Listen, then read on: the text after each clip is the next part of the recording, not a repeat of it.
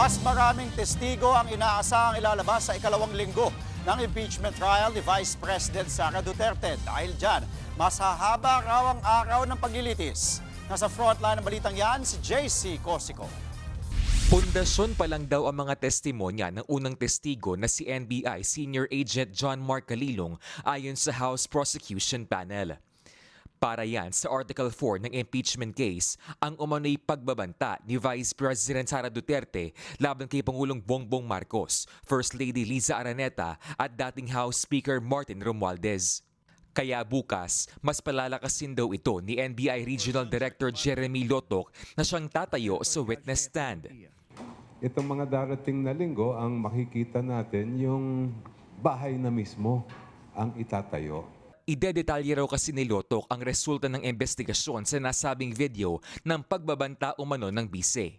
Kung usapin naman daw ng authenticity o kredibilidad ng video para kay House Prosecutor Laila De Lima, wala nang dapat pagdebatehan.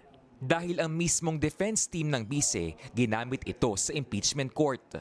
Kasi sila mismo, yung kabila, napansin nyo po, na actually nagpakita rin po sila ng certain portions of the video. So admission po yon, nagpapakita na wala silang kine-question sa pagdating sa issue ng authenticity. Una nang iginiit ng kampo ni VP Sara na freedom of expression ang ginawa umanong pagbabanta. Sa mismong trial naman, bumuwelta ang defense team na kailangan munang alamin ang context kung bakit nasabi ito ng bise. Pero para sa House Prosecution, There's no such thing as conditional threat because threat is a threat. hindi rin umano nakipagtulungan ang kampo ng bise ng imbestigahan ng NBI ang umano'y Oplan Romanov. Wala pang tugon ang defense team sa mga pahayag ng prosekusyon. Bukod sa NBI Regional Director, isasalang din sa witness stand ang mismong Chief of Staff ni VP Sara na si Attorney Zulaika Lopez na sa ngayon ay isa palang regular na witness. Pwede siyang gawing hostile witness pero mangyayari lang yan kung magmomosyon ang prosekusyon. Kapag hostile witness, ibig sabihin may conflict of interest ang testigo sa ini-impeach na opisyal. Base sa Court Rule 132, Sections 10 to 13, kapag hostile witness, maaaring tanungin ng leading questions o tanong na nakaporma para ipahiwatig o idirekta ang inaasahang sagot. Sa Miyerkules naman, balak isa lang si House Legislative Security Bureau Executive Director Captain Belinda Bello. Ayon kay Impeachment Court spokesperson Attorney Reggie Tongol, posibleng mas humaba ang bawat araw ng paglilitis.